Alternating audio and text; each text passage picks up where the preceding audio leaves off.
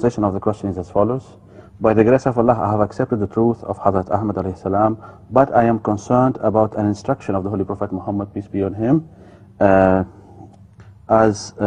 what will be my answer to the angels when they will put me the question, to me, who is your prophet, Muhammad or Ahmad? Will it be said like that, Muhammad or Ahmad? This is according to...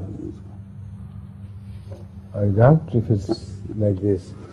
Because Ahmad sallallahu alayhi wa sallam knew very well that he was both Muhammad and Ahmad.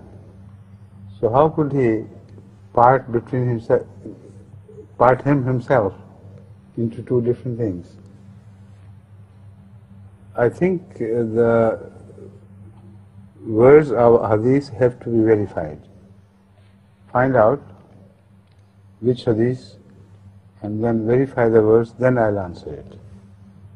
But if the question means that the angel will ask just who your prophet is, in that case the answer should be the same as the answer of Hazrat Muslim of Islam himself.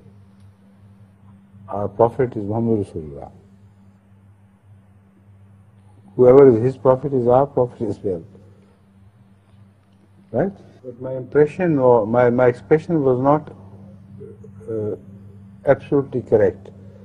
I should have said, we believe in him because we believe in Hazrat Muhammad Rasulullah. Not, it is his prophet, that is why we accept him. We accept him to be a prophet only because we accept the word of Hazrat Muhammad Rasulullah. So he is a prophet for both, he is the master of both of us.